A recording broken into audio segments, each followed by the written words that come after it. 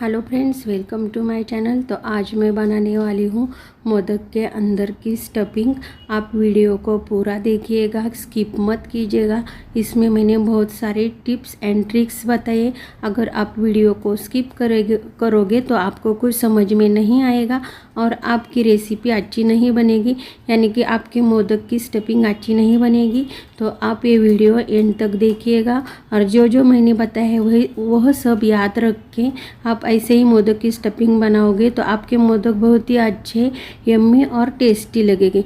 तो चलिए रेसिपी को शुरुआत करते हैं।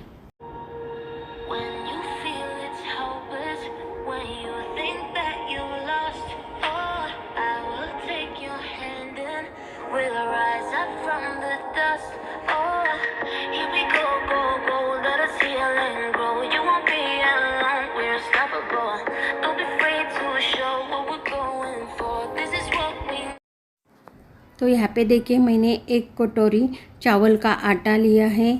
जिस कटोरी से आप चावल का आटा ले रहे हो उसी कटोरी से हमें आटा बनाने के लिए पानी लेना है, ना ज़्यादा ना कम। ये डिपेंड करता है कि आपने कौन सा चावल लिया है, नया या पुराना, उसके हिसाब से बस 1 या 2 चम्मच पानी कम या ज़्यादा हो सकता है।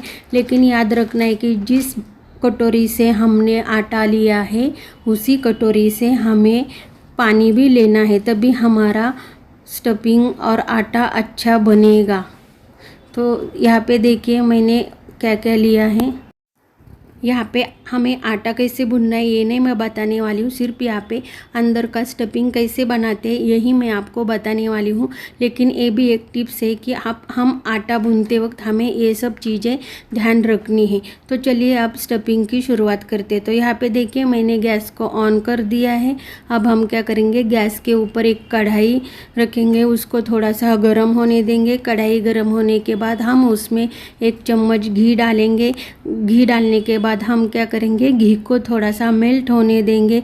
जब घी मेल्ट हो जाएगा तब हम क्या करेंगे, घी में थोड़ी सा घी में हमने जो कद्दूकस किया है ना वो नारियल डालेंगे। फ्रेश नारियल यहाँ पे मैंने लिया है। आप चाहे तो सूखा नारियल भी ले सकते हो, लेकिन फ्रेश नारियल है ना बहुत ही अच्छा लगता है, टेस्ट में अच्छा लगता है। तो यहाँ पे देखिए हमारा घी अच्छे से गर्म हो चुका है।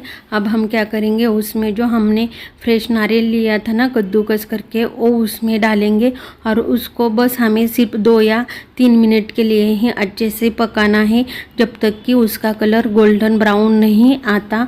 तो यहाँ पे देखिए मैंने सब मिक्स कर दिया है। अब हम क्या करेंगे, गैस को मीडियम फ्लेम पे रखेंगे। लो फ्लेम या मीडियम फ्लेम पे हमें रखना है, हाई फ्लेम पे हमें नहीं करना है, नहीं तो सब जल सकता है। तो यहाँ पे देखिए मैंने आधी कटोरी गुड़ लिया है। अब हमारा नारियल अच्छे से पक गया है, उसका कलर गोल्डन ब्राउन आ चुका है। तो अब हम क्या करेंगे, उसमें गुड़ डालेंगे। 1 कटोरी नहीं है, आधी कटोरी है, उसमें गुड़ डालेंगे। 1 कटोरी नारियल के लिए हमें आधी कटोरी गुड़ लेना है। आप गुड़ को कम या ज़्यादा कर सकते हो, जितना आप मीठा खाते हो उतना आप डाल सकते हो। तो यहाँ पे देखिए हमारा स्टफिंग बनके तैयार है। जब हम गुड़ डालते हैं ना नारियल में तो गुड़ क्या करता है, पानी छोड़ता है, तो पूरा हमारा स्टफिंग गीला हो जाता है। तो हमें क्या करना है, ये प्रोसेस सिम गैस पे 10 मिनट के लिए करना है। गुड़ का पानी जब पूरा सूख जाएगा ना तब हमें गैस तुरंत बंद कर देना है। गैस वैसे हम चालू रखेंगे तो हमारा स्टफिंग कड़क हो सकता है, इसीलिए हमें गैस तुरंत बंद कर देना चाहिए। यहाँ पे देखिए मैंने उस स्टफिंग से यहाँ पे कुछ मोदक बनाए हैं। तो देखिए कितने अच्छे, यम्मी और टेस्टी हमारे मोदक बन के तैयार है।